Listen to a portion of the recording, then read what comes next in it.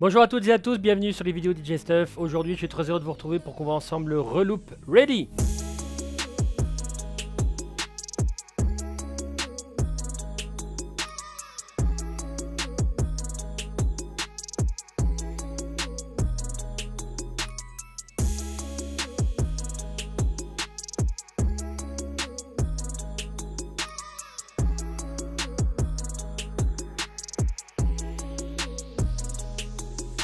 Dernier petit contrôleur de la marque, vous permettant d'avoir un contrôleur vraiment compact, nomade. Il fonctionne sur Serato DJ Lite.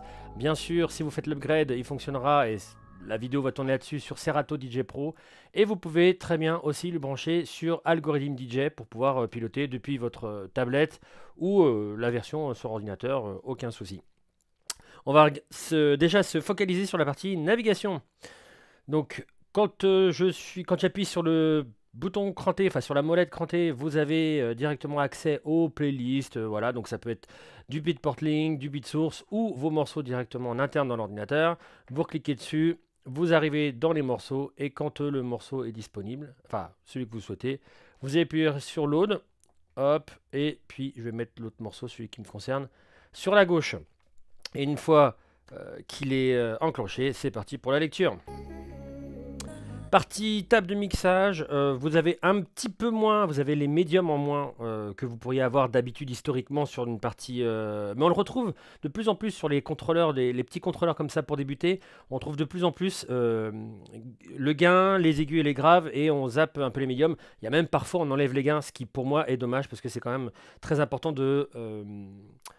apprendre le mix en réglant ses gains et ne pas utiliser la méthode automatique avec les autogains. Donc... vous avez les gains ici. Donc premier volume important, les aigus, les graves. Toujours partie table de mixage, vous avez le filtre ici.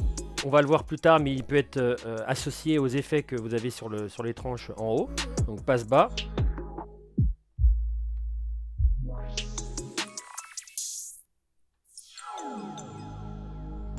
Deux faders, crossfader. Les deux faders peuvent avoir leur propre courbe directement sur Serato.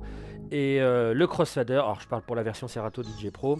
Et le crossfader peut avoir aussi le réglage de courbe, un reverse et une annulation si vous ne souhaitez pas avoir de coupure au niveau du crossfader, si vous n'êtes pas très à l'aise avec. La pré-écoute est disponible sur chaque deck. Vous pouvez écouter un deck, deux decks, les deux decks en même temps. Et vous avez sur le côté là le petit réglage à la fois du volume du casque et vous savez, de la balance entre pré-écoute et master.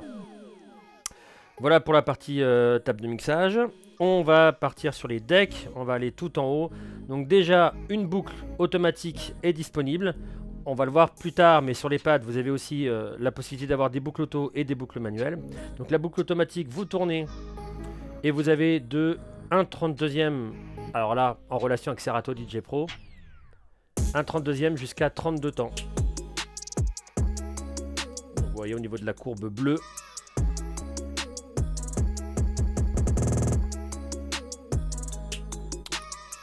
Et ce bouton-là va servir à autre chose, c'est-à-dire à régler au niveau des effets. Donc je vais les afficher. Donc les effets, vous pouvez les choisir soit directement depuis le contrôleur avec le bouton Shift et vous appuyez sur chaque effet, vous voyez. C'est la petite partie Select, ou vous pouvez les choisir directement à la souris, évidemment. Vous avez le volume qui est commun aux trois effets, bon, partie gauche, trois effets, partie droite, évidemment. Le bouton de loop avec le bouton Shift qui va vous servir de réglage de temps. Admettons par exemple un demi-temps. Et vous pouvez faire les effets, par exemple comme le délai. En montée comme ça toute simple. Ou alors en montée directe à 100%, un peu comme un délai.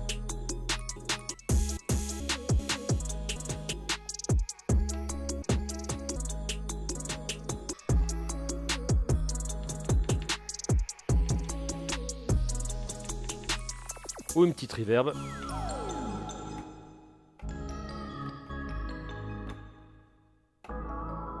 Et comme je vous ai dit, on peut utiliser aussi le filtre en même temps.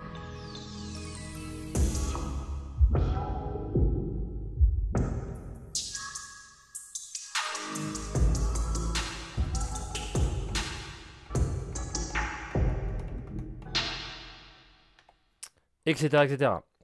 Le jog est disponible avec un réglage pour du bending, si vous souhaitez caler vos morceaux directement sur le plateau ou directement sur la corolle.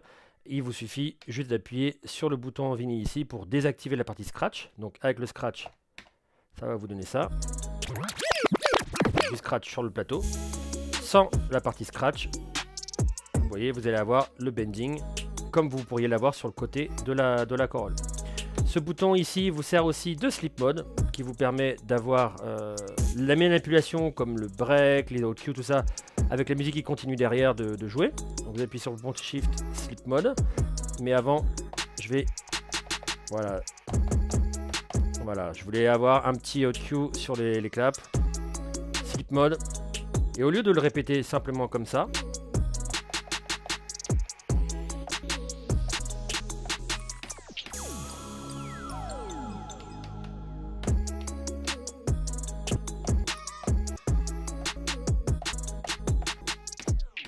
etc., etc.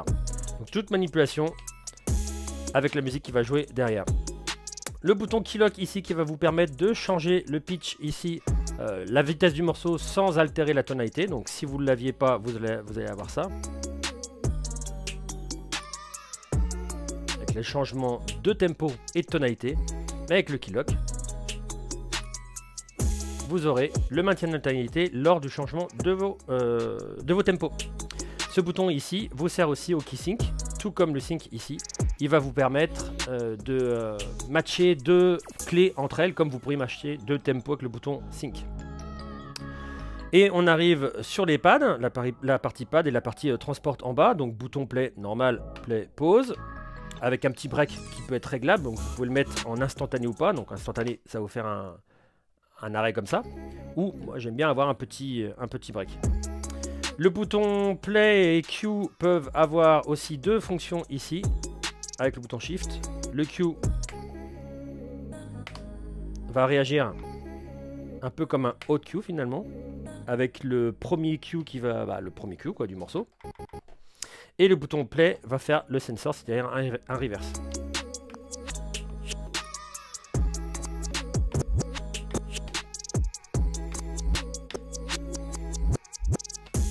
Etc., etc.